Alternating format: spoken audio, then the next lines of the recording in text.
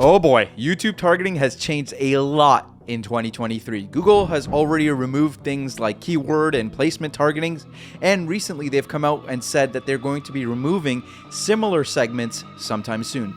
No, God! Not only are they removing a ton of targeting options, they are still adding a few things and also pushing for new things like optimized targeting. What does this all mean? Don't worry.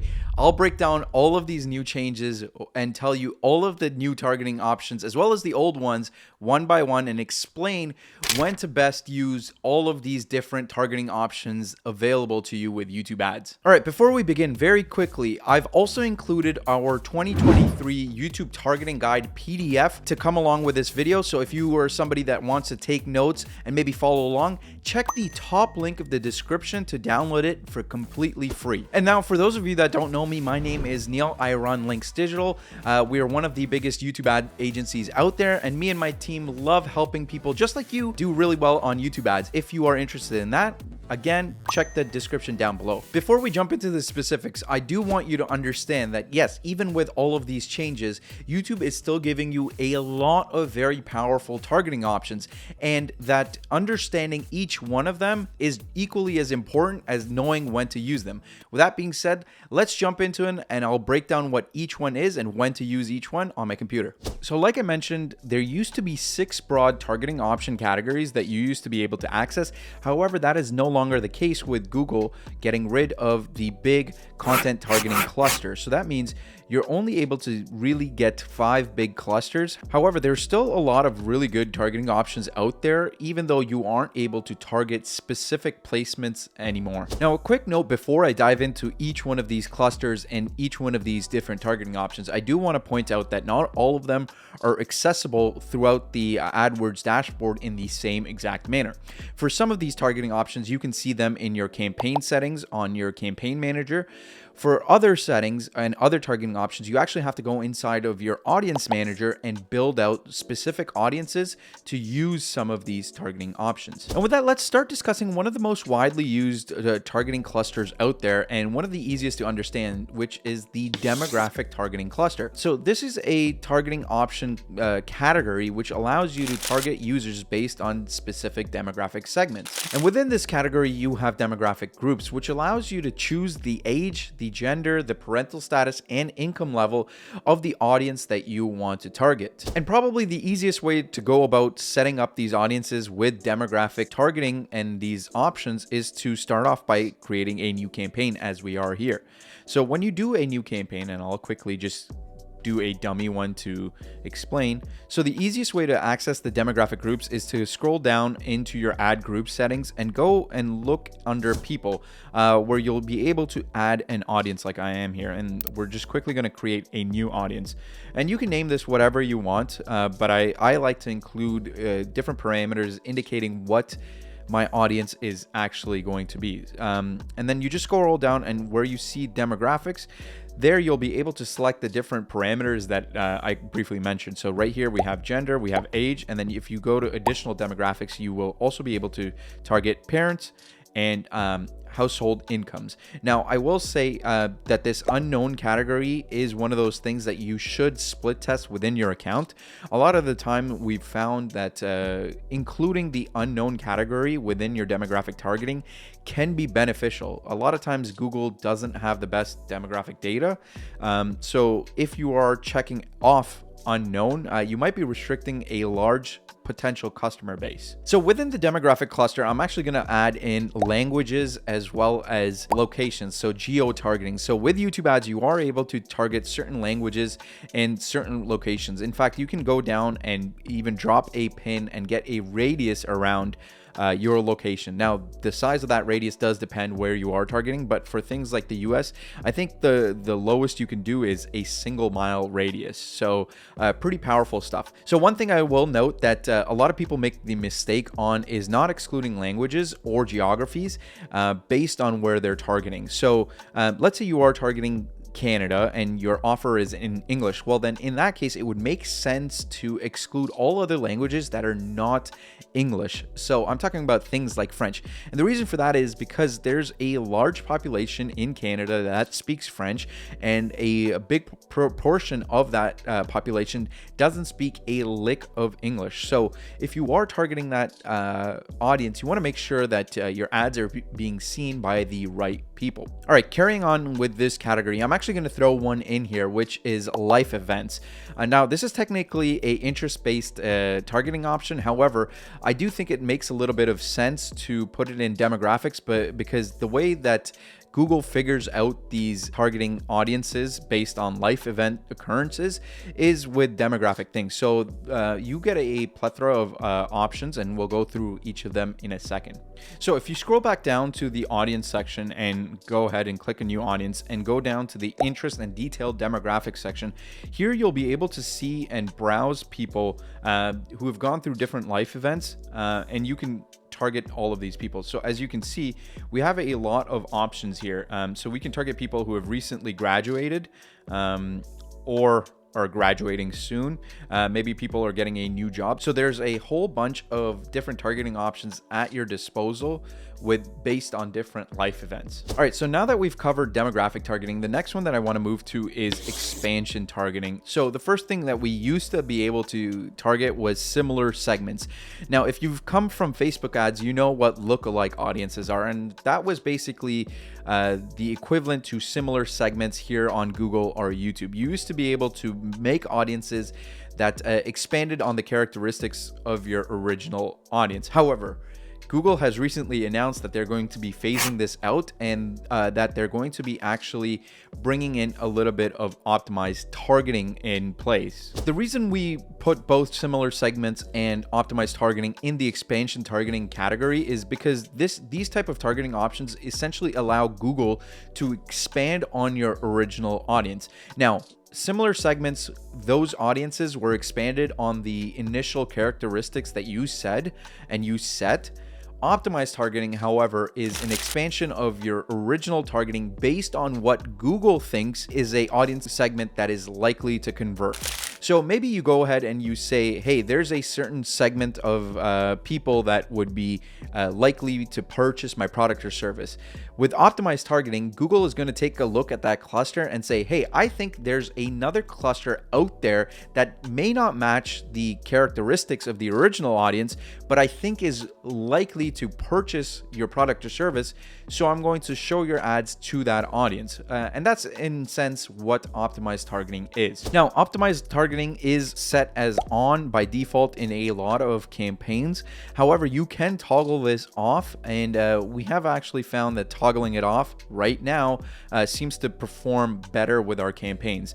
If you want to learn how to do that, we have videos on this channel. I'll link to them down in the description below. Okay, so moving on from expansion targeting, I want to bring our attention to what I call the data-driven data point targeting options that are available to you. And this is a fancy word for saying these are the remarketing options, targeting options available with YouTube ads. So essentially there are two subcategories within the data point targeting. The first one being your data segment, and then the second being customer match audiences. So with your data segment audiences, you're essentially able to target people that have interacted with your business online with the Google network or your website. So this could be things like people that have visited your website, maybe seen a couple web pages, or they have interacted with your business on YouTube. So they could have watched a YouTube ad. Maybe they're a organic subscriber to yours. Maybe they've liked a video of yours in the past. So those sort of audiences. And the way you set up these your data segment audiences is actually through the audience manager. So you can go to your tools and settings, click audience manager, and then there the first tab you'll access is your data segments, and then you're just going to click a new audience button, right? And you can really see what are the different targeting options available to you. So within website visitors, you can see people that have visited web pages, or they've visited pages with specific tags. And with this, you are also allowed to have a lot of pre-built YouTube audiences. The only way this happens is if you connect your YouTube channel to your YouTube ads account. Again, we have a video on that. But once you do that, you can target people, like I mentioned, that have either visited the page, they've subscribed to the channel, maybe they've liked certain videos, maybe they've watched videos as ads. So there's a lot you can do here. Now, the second type of data point targeting options available to you is the customer match option. Essentially, this is a way for you to use your first party and offline data and build audiences based on that. So essentially what I'm talking about is if you have offline data, maybe people are coming in, you have a bunch of emails, maybe you were advertising on a different platform and you've collected audiences on those platforms and you want to upload them as customer lists. That's what essentially customer match is. And the way you go do it is, again, through your audience manager, through your data segments, and then you come here and you upload a customer list. Again, you can do this via mobile device IDs. You can do it via emails, phone numbers, or mailing addresses. However, one thing I will note is this option is not available to every single advertiser out there. Sometimes I've seen beginner ad accounts, they don't have access to it. Sometimes you need to spend, close to $50,000 to $100,000 before Google will enable this option for you.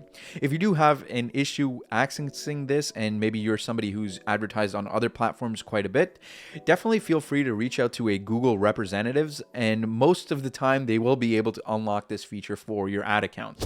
All right, now let's get into the two most important targeting options available on YouTube ads. And these would be the two targeting options that we use the most at Links Digital, and they really are the bread and butter of our main targeting strategy. I'm talking about interest-based targeting options and intent-based targeting options. The big difference between the two targeting categories is how they split up their audiences. So interest-based targeting options, they have their audiences built on who the person in the audience is, and then intent-based audiences are built on what that person is after. So in certain cases, it would be what they're in the market for or what they're searching for, whereas interest-based targeting options are generally who the person is in general. With that, let me break down what the intent-based targeting options are. So we'll start off with the in-market targeting segment. And this is essentially what it sounds. This is going to be a collection of people that are in the market for a specific product or service. In-market audiences are based on people that are researching products and services and actively considering to buy product or services.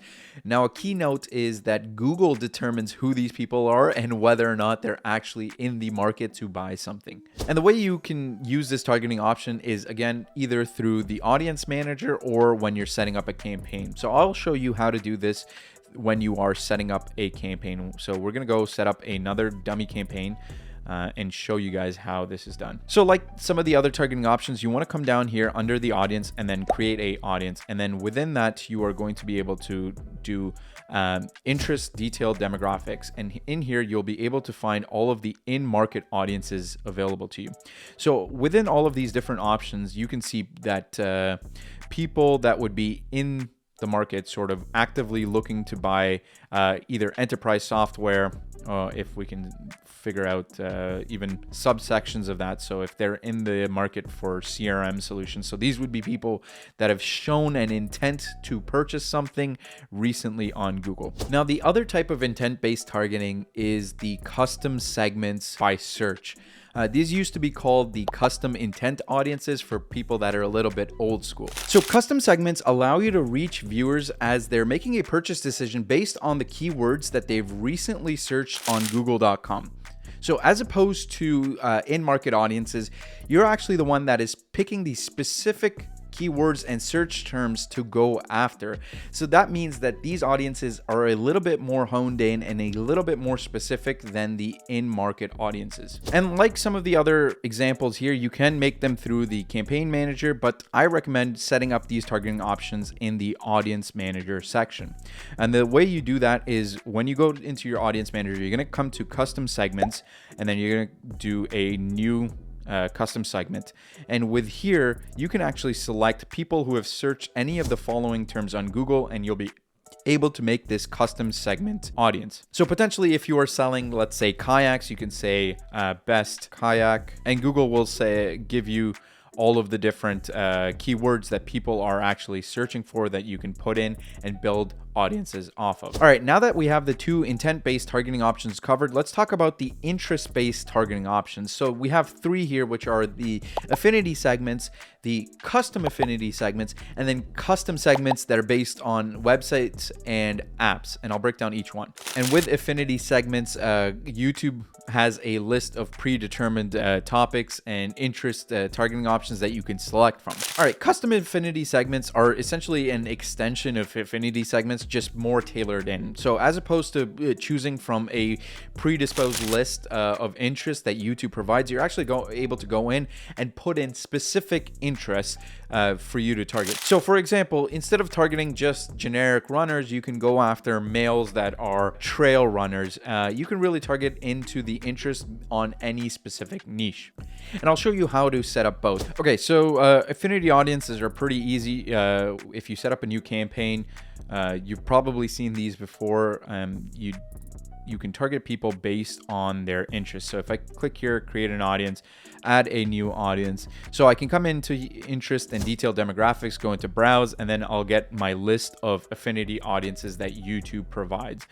So we can go into people, let's say travel, their business travelers and travel buffs. You can see that these options are limited. So in order to get a little bit more of a honed in audience, what you're going to do is go into, again, back into your audience manager, go into custom segments. You're going to start a new custom segments. And then with here, you can actually go ahead and search for all of the specific things. So we'll be able to go in here, and with this setting, we'll be able to search up different targeting options. So we were looking for travelers. Let's say we were not after any of the ones that were in the affinity audiences, and we wanted to go hone in after a smaller audience. Maybe let's say backpackers, right? You have an offer for them. So I quickly search backpackers, and now you have a whole list of other interests that you can go and target by. And that is how you hone in with custom affinity segments. And finally, the two last targeting segments are the custom segments based on websites and apps. So I'll quickly go over the custom segments website option because it's a more relevant use case. And essentially, the custom segments website targeting option, it allows you to go after an audience that is based on people that have visited certain URLs that you can actually input. So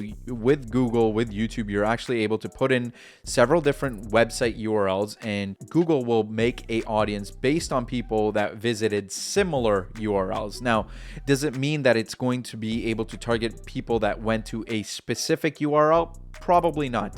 Google says that's not really the case. However, if you are going after, let's say in our travel category, maybe you put in Expedia.com. So Google will make an audience based on people that maybe went to kayak.com, maybe it went to booking.com, airbnb.com, and maybe sometimes even Expedia.com if you're going after that specific audience.